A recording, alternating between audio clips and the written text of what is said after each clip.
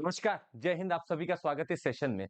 आज के सेशन में हम लोग देखने वाले हैं एक न्यूज़ जो इश्यू चल रहा है, जो कवर चल रहा है वो ये है, Manipur government must to reexamine ST status of Kuki Chin tribes. और वहां पे जो वॉयलेंस चल रहा है इसके बीच में एक मलिंग चल रही है, सोचा जा रहा है। तो इस सेशन के माध्यम से हम आपको कुछ बताना चाहते हैं। ट्राइब्स के ऊपर प्रीलिम्स में क्वेश्चंस बहुत बार आए हैं, देखा जाए 12 साल में 12 बार आए हैं। तो ट्राइब्स तो आपको अच्छे से पढ़ के जानी पड़ेगी, लोकेशन भी देखना होगा। और इस सेशन के माध्यम से हम आपको कुछ बताना चाहते हैं। क्या कॉन्स्टिट्यूशनल प्रोविजन है, अभी यही दिमाग में बैठ जाएंगे आपके। कैसे लिस्टिंग और डिलिस्टिंग हो सकती है, हम आपको ये भी बता देंगे। जुडिशियल प्रोनाउंसमेंट्स, क्या कोई मेरे पास जजमेंट है, ये भी बता देंगे। और लास्ट में थोड़ा मस्का फैक्ट देंगे, जिससे नंबर हम भी थोड़ा बना सके। आइए चालू करते हैं सेशन को। आप सभी का स्वागत है। पहली चीज, मणिपुर का इशू है। वॉयलेंस लगभग पिछले एक साल से आप देखेंगे तो कुछ ना कुछ चल ही रहा है वहां पे। और फिलहाल वहां पे एक नई खबर आ रही है कि एक ग्रुप है जो चाहता है कि जो एसटी की लिस्ट है उसको वापस से रिविजिट किया जाए, रिकंसिडर किया जाए। और कुकी हो, चिन हो या जोमी ट्राइब हो, उसको हटा देना चाहिए, ये उन ग्रुप्स का कहना है। और मेतीस को डाल देना चाहिए। हालांकि जो वॉयलेंस की शुरुआत हुई थी वो चालू होता है इसी बात से कि मैती को मणिपुर के एसटी लिस्ट में डाल देना चाहिए। पर कुछ लोगों का फिर विरोध होता है कि नहीं, जरूरत नहीं है डालने की, मेजॉरिटी पॉपुलेशन उन्हीं की है। अभी वापस से यही विवाद चला कि इनको डिलिस्ट कर दो और इनको लिस्ट कर दो, इनको कंसिडर करो और इनको रिकंसिडर करो। देखो क्या होता है। आइए समझने की और कोशिश करते हैं, हमारे संविधान में आखिर है क्या। What do you mean by scheduled tribes? पहला सवाल तो ये कि आखिर शेड्यूल्ड ट्राइब्स है कौन। शेड्यूल्ड ट्राइब्स का डिफाइन है हमारे कॉन्स्टिट्यूशन में। आइए समझते हैं आर्टिकल 366 का सब क्लॉज 25, जिसमें लिखा है कि वो ट्राइब्स जो कि मेंशन है आर्टिकल 342 में, वो सारी शेड्यूल्ड ट्राइब्स हैं। ये आर्टिकल 342 द्वारा, 342 द्वारा जो भी प्रोसेस होगा, जो भी ट्राइब्स मेंशन होगी, वही शेड्यूल्ड ट्राइब है। तो मेंशन किस प्रकार से, एक आर्टिकल 366 या 366 का सब क्लॉज 25 जो बोलता है जो 342 में है वही तो है शेड्यूल्ड ट्राइब। और भारत में अगर आप देखेंगे, हमारे पास हर रीजन में अपने अपने ट्राइब्स के बने हुए हैं। फिलहाल बात करेंगे हम मणिपुर की ही। और मणिपुर में आपको दिखाएं, कुछ मेती डोमिनेटेड एरिया है, कुछ कुकी जोमी डोमिनेटेड एरिया है। तो आप जब कुकी जोमी के पास जाएंगे तो आप मिजोरम और म्यांमार के बॉर्डर की तरफ जा रहे हैं। आप अगर और भी देखेंगे कुछ एरियाज में, we have got good areas under the Meitei, जहां डोमिनेशन दिखता है। और भी ट्राइब्स है जो यहाँ पे दिख रही हैं, और डिस्ट्रिक्ट वाइज भी यहाँ पे लोकेशन देख सकते हैं थोड़ा बहुत, पर अपने को इतना याद नहीं रखना। अगला सवाल है, कैसे आखिर लिस्ट करें, डिलिस्ट करें, कहां लिखा है। सेम आर्टिकल 342 का क्लॉज 1 पढ़िए। आर्टिकल 342 के क्लॉज 1 में लिखा है कि शेड्यूल्ड ट्राइब को लिस्ट करने के लिए क्या करना होगा। अगर यूनियन टेरिटरी है तो स्वाभाविक सी बात है, सेंटर के पास पावर है। और अगर स्टेट है तो स्टेट गवर्नमेंट रिकमेंड करेगी ट्राइबल अफेयर्स मिनिस्ट्री को।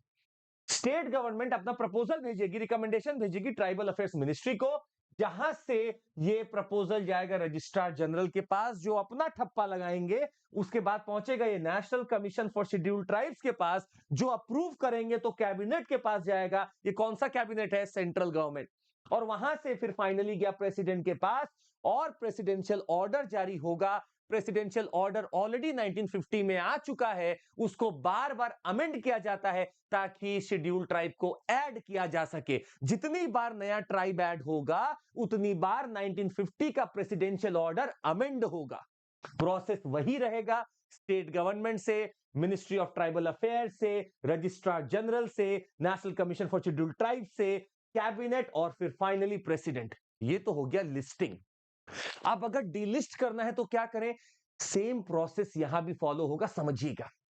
वापस से स्टेट गवर्नमेंट के पास से नोटिफिकेशन या प्रपोजल जाएगा ट्राइबल अफेयर्स मिनिस्ट्री के पास, सेम फिर रजिस्ट्रार जनरल के पास। यही प्रोसेस फिर चलेगा।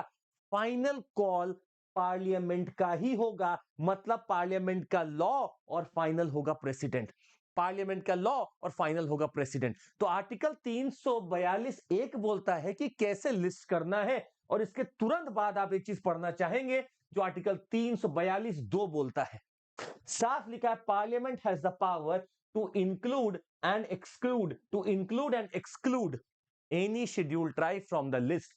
पर प्रोसेस वही रहेगा, यही पार्लियामेंट बाय लॉ करेगा।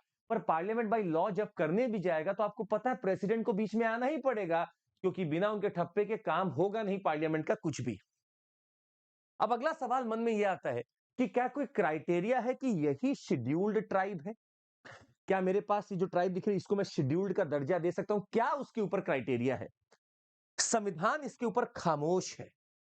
पर लोकुर कमिटी 1965 1965 लोकुर कमिटी ने बोला कि आप हर ट्राइब का प्रिमिटिवनेस देखो, ज्योग्राफिकल आइसोलेशन देखो, उनका शाइनेस देखो, सोशल एजुकेशनल इकोनॉमिक बैकवर्डनेस देखो, और इनको देखकर आप बोल सकते हो कि शेड्यूल्ड ट्राइब ये हो सकती है घोषित, और ये ट्राइब शायद अब शेड्यूल्ड ट्राइब के बाहर हो सकती है। आप ये सब ट्रेट उसमें पहले ढूंढने की कोशिश करो। ये लोकुर कमिटी ने बताया था, संविधान में कहीं भी क्राइटेरिया नहीं लिखी हुई है कि कौन ट्राइब शेड्यूल्ड ट्राइब होगी। अब अगला समझिएगा, कुछ केसेस हम आपको देना चाहते हैं, बड़े इंपॉर्टेंट है। एक कॉन्स्टिट्यूशनल बेंच बनता है और 5 जजेस बैठते हैं उसमें, state of Maharashtra versus Milind 2000। सवाल यह था कि एक शेड्यूल्ड ट्राइब की लिस्ट बनी हुई है, इसमें कौन इंक्लूड और एक्सक्लूड कर सकता है, और 5 जजेस ने अपना कॉन्करेंस से एक वर्डिक्ट सुनाया कि ना स्टेट गवर्नमेंट है, ना ट्रिब्यूनल है, ना जुडिशरी के पास पावर है कि वो किसी भी लिस्ट में शेड्यूल्ड ट्राइब या शेड्यूल्ड ट्राइब को हटाना या बढ़ाना, ये उनके बस की नहीं है, उनके पास पावर नहीं है, they should not do this. तो पावर किसके पास गई? According to the judgment, it is only the parliament that has the power to include and exclude, and they have tried to follow the principles of Article 342 Clause 1 and Clause 2 कि आप सिर्फ parliament से ही उम्मीद करें, वही डालेगा वही निकालेगा। यही सेम बात CMD FCI food corporation of India versus Jagdish Balram Bahira case है 2017 का। सेम प्रिंसिपल वापस से अनाउंस किया गया कि ये बिल्कुल सही बात है, स्टेट गवर्नमेंट हो, ट्रिब्यूनल हो, जुडिशरी हो, they must not try to do this thing. वो शेड्यूल्ड ट्राइब की लिस्ट में कुछ ना इंक्लूड कर सकते, एक्सक्लूड कर सकते, पावर किसके पास है? Only the parliament has this power. तो जो ये विवाद चल रहा है उसमें रिस्पॉन्स जो भी हो, फिलहाल अगर आप देखेंगे तो रिकमेंडेशन स्टेट से आएगा और फाइनल जाएगा पार्लियामेंट तक, मिनिस्ट्री से होते हुए, रजिस्ट्रार जनरल से होते हुए, तब जाता है पार्लियामेंट तक, और फाइनल ठप्पा हमारे प्रेसिडेंट साहब लगा रहे हैं, साहिबा लगा रही हैं, लेने के लिए, किसी को लिस्टिंग करने के लिए, डिलिस्टिंग करने के लिए। अब आइए कुछ हम आपको मस्का फैक्ट्स भी दिखा दें जो आपको पता होना चाहिए था नॉर्मली। पहली बार गवर्नमेंट ऑफ इंडिया एक्ट 1935 का, जिसने बोला था first time representativeness of backward tribes in provincial assemblies, पहली बार रिजर्वेशन की बात की गई थी। 700 ट्राइब है हमारे पास, largest number of tribal communities जो है वो उड़ीसा में पाए जाते हैं, और हरियाणा, पंजाब, चंडीगढ़, दिल्ली और पुडुचेरी में हमारे पास कोई भी शेड्यूल्ड ट्राइब नहीं है जो डेजिग्नेटेड हो। शेड्यूल्ड ट्राइब की अगर आप पॉपुलेशन टोटल निकालना चाहेंगे तो 8.6% है, हालांकि 2011 का सेंसस है, और ये लगभग आप देख सकते हैं इन्हीं शेड्यूल्ड ट्राइब्स में जब आप देखेंगे तो एक अलग सा भी कम्युनिटी जिसको कहा जाता है particularly vulnerable tribal groups, PVTG, जो कि टोटल 75 है, 75 इन नंबर है। तो उम्मीद है आपको कुछ चीजें तो क्लियर हो गई होंगी कैसे लिस्टिंग और डिलिस्टिंग चल रही है। अब हमारा आपसे एक सवाल है, सवाल ये है, आपको वो राज्य बताना है जहां पे नंबर ऑफ पीवीटीजीज सबसे ज्यादा है, पर्टिकुलरली वल्नरेबल ट्राइबल ग्रुप सबसे ज्यादा है, और दूसरा सवाल आपको ये हमें बताना होगा कि national commission for scheduled tribe कब आया और कैसे आया। अगर आपने दो सवाल का जवाब दे दिया तो लगभग जो अभी हम लोग जिस टॉपिक पे चल रहे थे, हमें उम्मीद होगी कि आप कुछ ना कुछ क्वेश्चन तो जरूर बढ़िया से अटेम्प्ट कर लेंगे।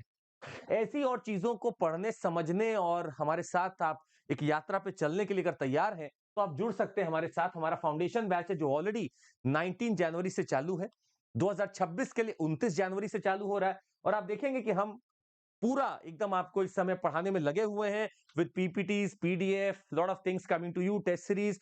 मात्र 52,487 रुपए में आपको पूरा सब्सक्रिप्शन मिलेगा मेंस 2025 तक, क्योंकि अभी ये चल रहा है flat 50% of plus 6 months of extension, ये ऑफर अभी चल रहा है। और कोड आपको बता दें, सीएमसी कोड है जिसपे आपको लाभ मिलेगा, सीएमसी कोड।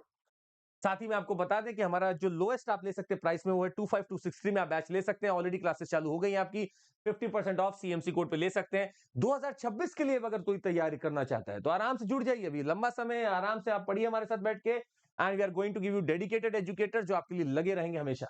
29 जनवरी से बैच चालू हो रहा है, 29 जनवरी, ऑप्शनल सारा रेंज है हमारे पास। अगर आप देखें ज्योग्राफी से लेके फिलोसफी, फिजिक्स से लेके ज्योग्राफी, हिस्ट्री, कनाडा, सब कुछ हमारे पास है। एंड दिस स्कॉलरशिप टेस्ट परसों हो रहा है, परसों। अभी नीचे डिस्क्रिप्शन में जाके लिंक क्लिक करिए, टेस्ट दे दीजिए। टेस्ट देने में क्या जा रहा है? अरे मैकबुक जीत जाइएगा, आपको नहीं चाहिए, हमें दे दीजिएगा। लैपटॉप है, स्मार्टफोन है, GF, lot of things, lot of like you have this Amazon gift voucher, बहुत कुछ है जीतने को। आप आराम से बस टेस्ट दीजिए और जीतिए। सीएमसी कोड पर पूरा आप लाभ से ले सकते हैं यहाँ पे भी। सीरीज भी हमारी लॉन्च है 2499, 299 और 2699 में।